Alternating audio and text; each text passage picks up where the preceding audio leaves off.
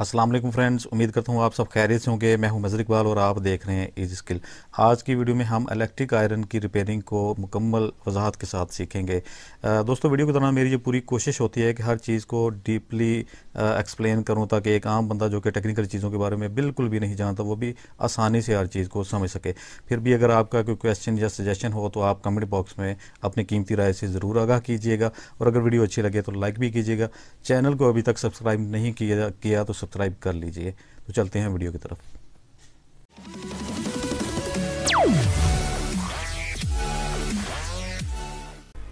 जी तो दोस्तों, हमारे पास ये एक नेशनल की इस्त्री है, तो इसको आज रिपेयर करने का तरीकाकार मैं आपको बताऊंगा। तो इस्त्री पैनासोनिक और नेशनल जो है वो तकरीबन सेम ही होती हैं, बनावट के हिसाब से भी सेम होती हैं, थर्मोस्टेट और काम करने का फंक्शन भी सेम ही होता है। इसके अलावा अगर कोई और इस्त्री हो तो उसके बनावट के हिसाब से मुख्तलिफ हो सकती हैं, साइज़ में बड़ी छोटी हो सकती हैं, लेकिन उनका फंक्शन, उनका काम करने का तरीकाकार, स्विचिंग का तरीकाकार, वो ऑटोमेटिक जो है काम करने का जो भी उसका है तरीकाकार, वो एक ही होता है। तकरीबन एक ही मेथड पे काम करती हैं सारी।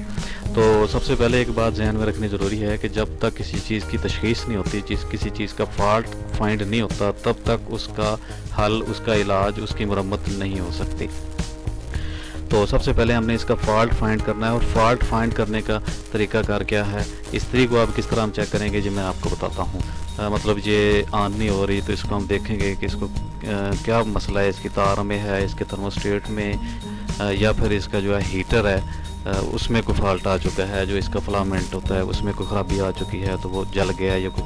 तो चले हम इसको स्टार्ट करते हैं और चेक करते हैं कि इसका फॉल्ट कैसे फाइंड करना है। तो सबसे पहले किसी भी चीज़ को फॉल्ट को फाइंड करने के लिए हम पावर सप्लाई से शुरू करते हैं, पावर सप्लाई केबल से शुरू करते हैं, क्योंकि ये केबल जो है, ये तार जो है, यही सप्लाई फराहम कर रही है हमारी डिवाइस को या किसी भी चीज़ को।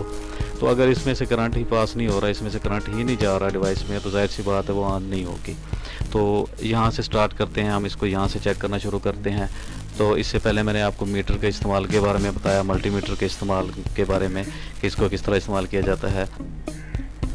तो इसको जो है हमने इस रेंज पे रख लेना है, इस स्विच को, सिलेक्टर स्विच को हमने इस रेंज पे रख लेना है, कंटिन्यूटी वाली रेंज पे रख लेना है, मज़ाहमत को टेस्ट करने वाली रेंज में रख लेना है। उसके बाद हमने इसकी प्रॉप्स जो है इसको टच करना है ये प्लग के साथ। तो हम देखेंगे कि हमारा मीटर इस्त्री पे काम कर रहा है, यानी इसकी निडल देखें, ये सुई इसकी बिल्कुल हरकत नहीं कर रही। जबकि इसको चेक करें अगर हम कि कंटिन्यूटी मीटर की दुरुस्त है या नहीं, तो ये दोनों नॉब प्रॉप्स को हम आपस में टच करेंगे तो ये देखें अब इसकी सुई हरकत कर रही है। तो मतलब कंटिन्यूटी यहाँ तक तो हमारा मीटर तो दुरुस्त काम कर रहा है, लेकिन यहाँ से आगे जो है इस्त्री में कंटिन्यूटी नहीं है इस्त्री में। तो इसके सेलेक्टर को जो है इस्त्री के हम लो हाई पोजीशन पर करके चेक कर लेते हैं तसल्ली से कि ये जो है काम कर रहा है या नहीं। तो देखें ये हमारी जो है मीटर की सुई बिल्कुल हरकत नहीं कर रही, इसका मतलब है इस्त्री की कंटिन्यूटी भी नहीं है, इस्त्री में करंट नहीं जाएगा इस कंडीशन में। तो अब हम इसको खोलते हैं और देखते हैं कि इसकी तार ख़राब है या फिर इस्त्री के अंदर कोई फॉल्ट है। तो चलिए इसको खोलते हैं। सबसे पहले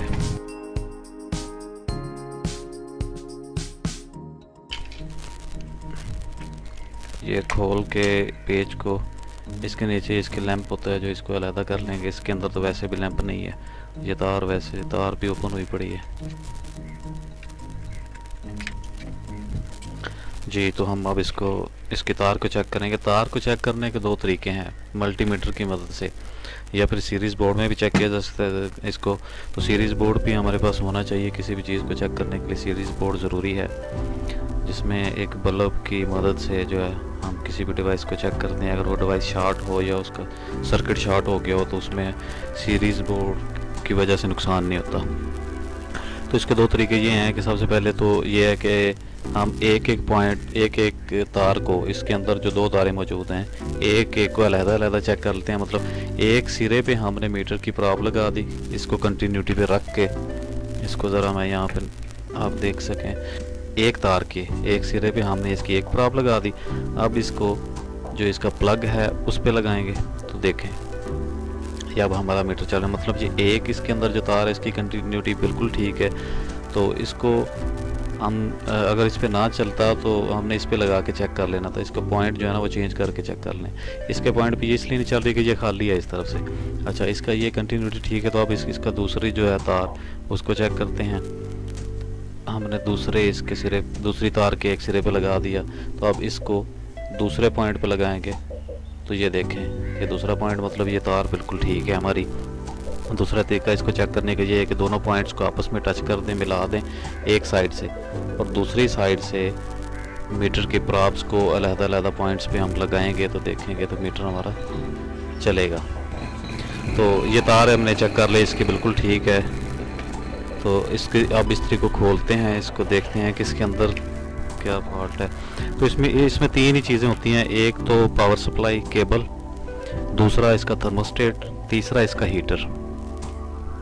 इन तीन चीज़ों के अलावा इस्त्री में कोई चीज़ नहीं है जिसको चेक किया जा सकता है।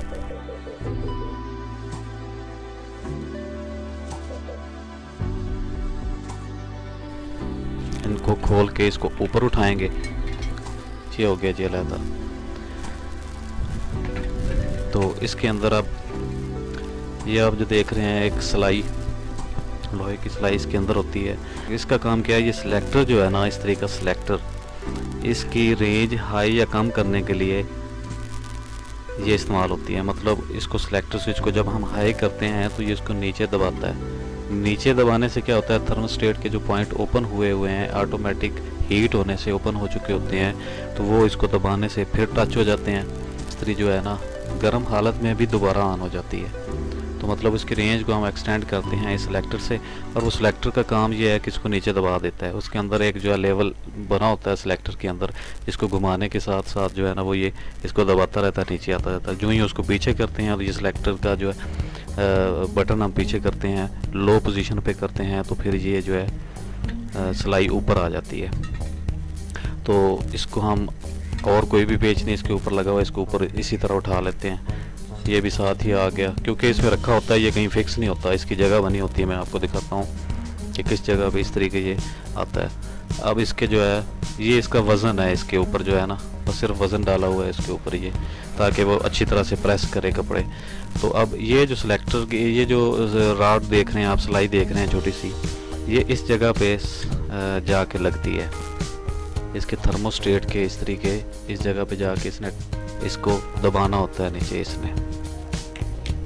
तो इसको भी हमने खोल लेना है, ये जो वेट इसके ऊपर लगा हुआ है।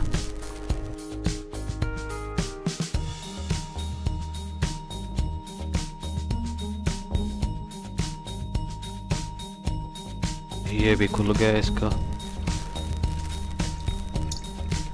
तो ये वेट अब हम ऊपर उठा लेंगे, इसी तरह बिल्कुल ऐसे ही पड़ा है, इसको हमने ऊपर उठा लेना है, ऊपर की तरफ ये निकल आएगा। इसके अलावा कोई भी पेज इसके अंदर नहीं लगा हुआ। ये देखें, ये वेट उठा लिया हमने इसका, ये देखें। और ये काफ़ी वज़नी है, इस्त्री में सारा वज़न इसी का। थर्मोस्टेट जो है वो इसको जो है हीट को सेंस करता है, और इसके स्विचिंग होती है ऑटोमेटिक, यानी ये काम करती है। तो ये इसके ऊपर एक पॉइंट रखा होता है, ये पॉइंट ये क्या है कि इस रॉड को जो इसके ऊपर सिलाई लगी हुई है ये वाली, इस सिलाई को इस पॉइंट के साथ टच नहीं होने देता। अब ये इसका हीटर है जो फिक्स्ड है, जिसको फिलामेंट भी कहते हैं, ये इस तरीके के अंदर फिक्स्ड है। इसकी जो है ना ये प्लेट है जो पैंदा जो इसका इसके अंदर फिक्स्ड है, इसको चेंज नहीं किया जा सकता। कुछ इस्त्रियाँ ऐसी होती हैं जिसके अंदर ये फिलामेंट जो है, जो हीटर लगा हुआ है, ये भी फिक्स्ड नहीं होता, ये भी चेंज किया जा सकता है। मतलब ये भी जल जाता है, ओवर हीट होने की वजह से इस्त्री ज़्यादा देर हीट हो जाती है, डायरेक्ट हो जाती है, मतलब ऑटोमेटिक काम नहीं करती, तो ज़्यादा देर इस्तेमाल में रहे या इस्तेमाल के अलावा अगर ऑन हालत में पड़ी रहे तो ये फ्यूज़ हो जाता है, जल जाता है। तो इसको चेंज किया जा सकता है, लेकिन इसमें जो है फिक्स्ड है, इसको चेंज नहीं किया जा सकता। इसमें हम इसकी वायर चेंज कर सकते हैं या फिर इसका थर्मोस्टेट चेंज कर सकते हैं। तो इसका जो है हीटर या फिलामेंट, इसको चेक करने के लिए हमने मीटर को फिर से उसी कंटिन्यूटी वाली या रेजिस्टेंस वाली रेंज पे रख लेना है। इसके दोनों प्रॉप्स को हम हीटर पे लगाएंगे तो देखें ये हमारी जो है मीटर की सुई हरकत में आ गई है। तो इसका मतलब हमारा हीटर बिल्कुल ठीक है, फॉल्ट सिर्फ इसी में था, थर्मोस्टेट में।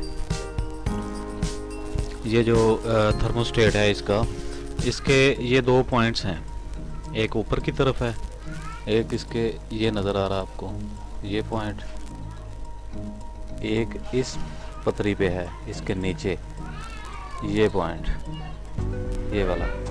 ये दोनों पॉइंट जो हैं आपस में इस तरह टच होते हैं तो इस्त्री ऑन होती है। जब ये अलहदा हो जाते हैं, दूर हो जाते हैं, तो ये ऑफ हो जाती है। इन्हीं पॉइंट की मदद से हम अब देखेंगे कि इसके मेन जो है केबल वायर जो है पावर सप्लाई वाली वो किस जगह पे लगनी है और इसके जो है लैंप जो है वो किस जगह पे लगना है। तो इसमें आप ये देखें, ये दो पॉइंट जो हैं फिलामेंट वाले, इस पे तो मेन केबल नहीं लगनी डायरेक्ट। अगर इस पे डायरेक्ट लगा दी तो इस्त्री ऑटोमेटिक काम तो नहीं करेगी, डायरेक्ट हो जाएगी। लिहाजा इसके ऊपर देखें आप कौन सी पतरी ऊपर है। एक ये है जो इसके हीटर के ऊपर फिलामेंट के ऊपर जा रही है और दूसरी इस फिलामेंट वाली ये है यानी एक राइट साइड वाली एक सेंटर वाली। ये दो पतरियां जो है हमारी ये फिलामेंट की तरफ जा रही हैं। लिहाजा हमारे फिलामेंट के ऊपर जो जा रहे हैं पॉइंट ये दो पतरियां, एक ये और एक ये, इस पे हमने मेन केबल नहीं लगानी। सप्लाई वाली तार है वो एक इस पॉइंट पे आएगी इस साइड वाली पतरी पे और एक इस पे आने के साथ क्या होगा कि जब इस पे तार लग जाएगी, एक तार इसके साथ डायरेक्ट आ जाएगी इसके हीटर के ऊपर, इस फिलामेंट के ऊपर, दूसरी अब इस फ्री जो है ये पॉइंट फ्री है बिल्कुल, इसके ऊपर लग जाएगा। तो ये फ्री पॉइंट क्या करेगा, जब इसको ऊपर से हम इस्त्री को ऑन करेंगे, ये सिलाई जो है इसको दबाएगी नीचे, ये टच होगा पॉइंट इस पॉइंट के साथ, तो क्या होगा एक सर्किट मुकम्मल हो जाएगा। यहाँ पे ये ओपन सर्किट है, मतलब एक इस पे डायरेक्ट आ गई हमारी मेन तार हीटर पे। अब दूसरा पॉइंट हमारा बाकी है, इसको हमने करंट देना है दूसरी तार के ज़रिए, तो डायरेक्ट नहीं देंगे, हम इस फ्री पॉइंट पर लगाएंगे। ये फ्री पॉइंट जाके इसको दबाने से टच होगा नीचे। टच किससे होगा, ये इस पॉइंट के साथ टच होगा, इस पतरी के साथ, नीचे वाली ये वाली। ये पतरी किधर जा रही है, अब इसको देखें, ये पतरी जा रही है ये फिलामेंट के दूसरे पॉइंट के ऊपर। तो लिहाजा स्विचिंग करवाने के लिए हमारा एक पॉइंट ये होगा कि किसी भी इस्त्री में आप चेक कर सकते हैं कि कौन से दो पॉइंट हीटर के ऊपर फिलामेंट के ऊपर डायरेक्ट लगे हुए हैं और कौन से पॉइंट जो हैं, एक पॉइंट जो फ्री है एक उस पर लगनी है और एक डायरेक्ट आ गई। ये डायरेक्ट जो पॉइंट है इसके ऊपर और कोई चीज़ नहीं है, अकेली ये पतली इसके ऊपर लगी हुई है। अब इसके पॉइंट्स काफ़ी ज़्यादा ख़राब हो चुके हैं, तो हमने इसका पूरा थर्मोस्टेट चेंज करना है। तो इसको चेंज करने के लिए हमारे पास एक नया थर्मोस्टेट है ये वाला। इसके आप देखें ये पॉइंट, ये पॉइंट्स हैं, एक ये वाला और ये वाला, ये दोनों ऐसे टच होते हैं ऐसे, तो ये ऑन हो जाती है। तो ये इंसुलेशन के लिए इसके ऊपर ये लगी हुई है, आपको मैंने पहले बताई थी, जो सिलाई इसके ऊपर सिलाई इसके अंदर आ जाती है। तो अब इसको पुराना जो है इसका थर्मोस्टेट हम खोल लेते हैं।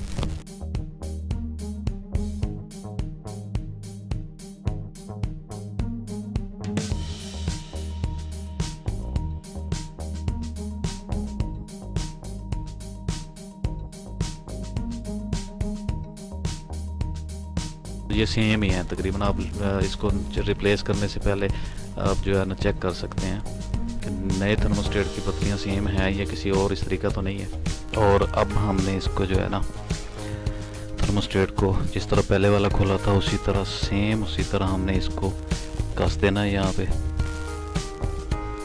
कोई मुश्किल काम नहीं है। तो ये जो वेरिएबल लगी हुई है, ये जो नट लगा हुआ है, इसके बारे में ये है कि ये एक एडजस्टमेंट है।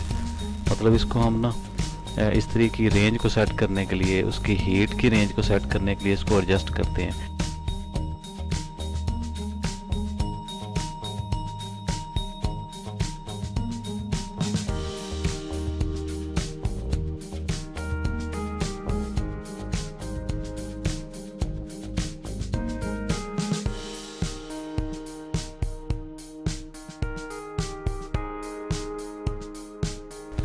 अब इसको अच्छी तरह यहाँ पे टाइट कर लें। इसकी अपनी पोजीशन जो है उस जगह पे ला के, इसकी पोजीशन क्या है, ये वाली जो निचली थर्मोस्टेट की पत्ती है वो आपकी इस एडजस्टमेंट के बिल्कुल सीधी नीचे होनी चाहिए ताकि इसके साथ टक्कर लगे इसकी। बस ये इसकी एडजस्टमेंट है और जहाँ पे ये सही एडजस्ट हो रही है वहाँ पे आपने इसको कस देना है। और इतना ज़्यादा टाइट नहीं करना कि ये टूट जाए। ये हड्डी जो है इसकी ये टूटने ना पाए।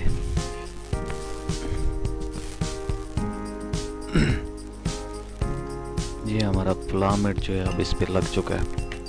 अब इसकी बाकी फिटिंग है और ये लैंप लगाना है इसके ऊपर, इसका भी मैं आपको बताता हूँ।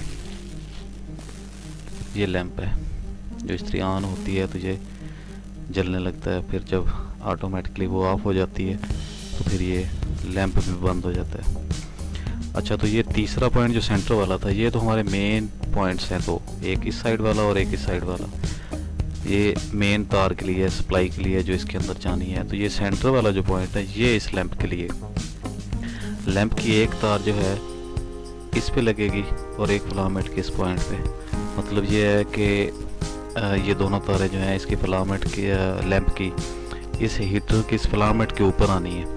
तो फिलामेंट की कौन से दो पॉइंट हैं, एक ये और एक ये। इन दोनों पॉइंट्स के ऊपर जो है ये अब लैंप हमने इसको लगा देना है और बंद करने के बाद लगाना है। फिलहाल हम इसको फिटिंग करते हैं, तो इसकी बाकी की फिटिंग अब करते हैं। ये एक जो है बैक वाली प्लेट है, इसकी बैक साइड पे नीचे वाली साइड पे जो आती है, ये रह गई थी। इसको हमने पेज को थोड़ा सा इसको लूज करके ना इसके नीचे लगा लेना है। तो आपने ध्यान सिर्फ ये रखना है कि आपने जो चीज़ जहाँ से खोली है वहीं से उसको दोबारा वहीं पे जाके लगा देना है। मतलब आप खोलते हुए इसकी जो है कोई इमेज वगैरह बना सकते हैं अगर समझ में ना आए तो।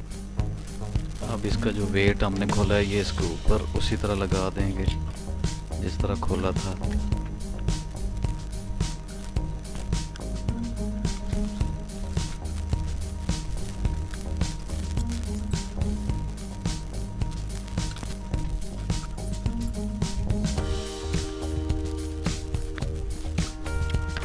जी, तो ये हो गया इसका यहाँ तक की फिटिंग। अब इसके बाद क्या करना है कि इसके ऊपर ये सिलाई जो है सिलाई है ये लगा देनी है। ऊपर ये वाला कवर लगा देना है। इस जगह से ये सिलाई बाहर आनी चाहिए, इस कट से, इस गोल सुराख से नहीं।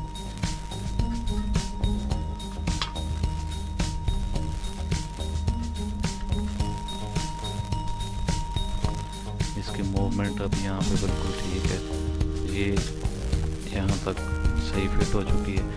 अब इसके ये जो 3 पत्रियाँ हैं इसके सुराखों को देखते हुए इसके अंदर डाल के, और ये जो सिलाई है ये इस सुराख के अंदर, एडजस्टमेंट का जो सुराख है इसके अंदर, ये सिलाई इस जगह पे इसके अंदर आनी चाहिए। इसको हम थोड़ा सा हाथ पे उठा लेंगे ताकि आसानी के साथ ये लगा सकें। तो इसको देखते हुए यहाँ पे इसके अंदर डाल के ये पत्रियों को अपनी जगह पे ला के तो इसको बंद कर देंगे।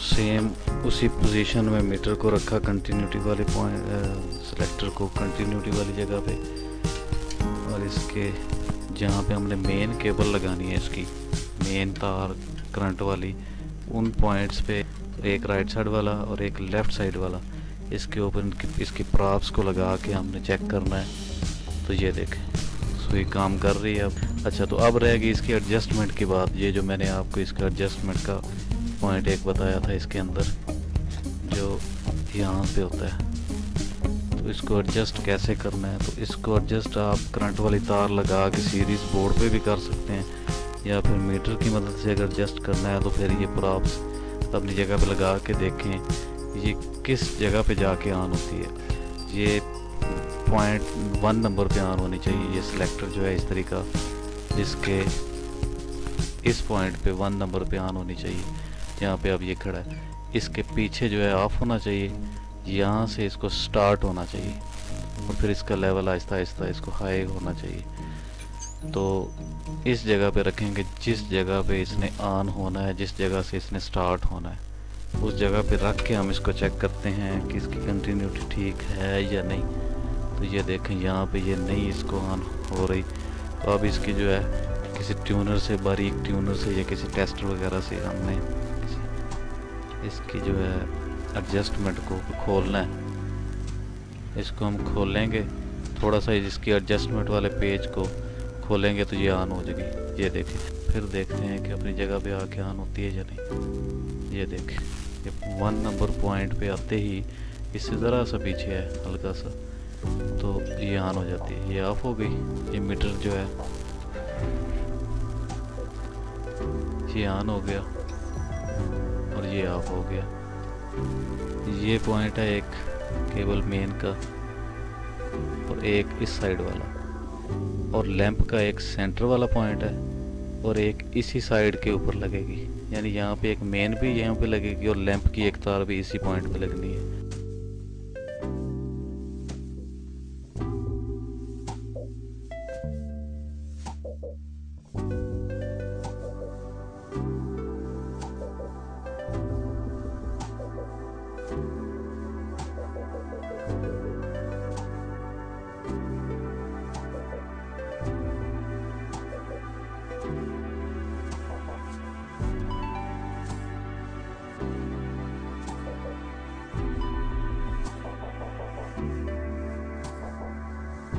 पहले हमने इसको मीटर से चेक किया, इसकी कनेक्टिविटी चेक की है सिर्फ।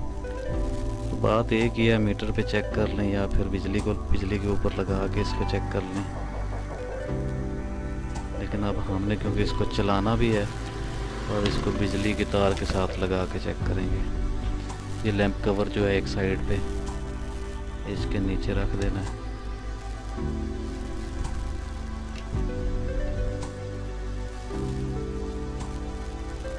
ऊपर से ये बैक कवर लगा के इसको बंद कर देना।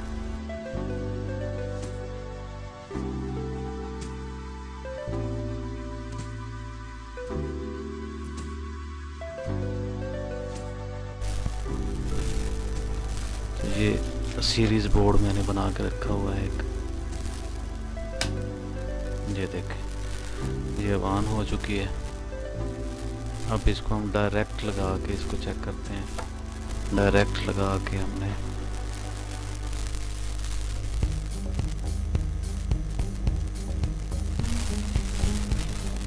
ये देखें, अब इसको जो ही अपनी पोजीशन पे लेके आते हैं ये ऑन हो गई। ये लैंप की एलईडी आप देख रहे हैं, ये बंद हो गई, ये ऑन हो गई। अब इसको ऑन करके हम देखते हैं कि ये ऑटोमेटिक काम कर रही है या नहीं कर रही। तो इसको हम अब जो है वो ऑन पोजीशन में कर देंगे। ये लैंप इसका जल रहा है, ये देखें। नीचे नहीं रखनी ताकि इसकी हीट से कोई नुकसान ना हो टेबल को। अब देखें, ये देखें ये बंद हो गई है। अब इसको थोड़ा सा इसकी पोजीशन को बढ़ाएंगे तो फिर ये ऑन हो जाएगी। सिलेक्टर को थोड़ा सा आगे करेंगे, ये ऑन दोबारा हो जाएगी। तो ये थी हमारी ट्यूटोरियल जिसमें हमने आपको मुकम्मल तौर पे आयरन को रिपेयर करना, उसके थर्मोस्टेट को चेंज करने का तरीका बताया।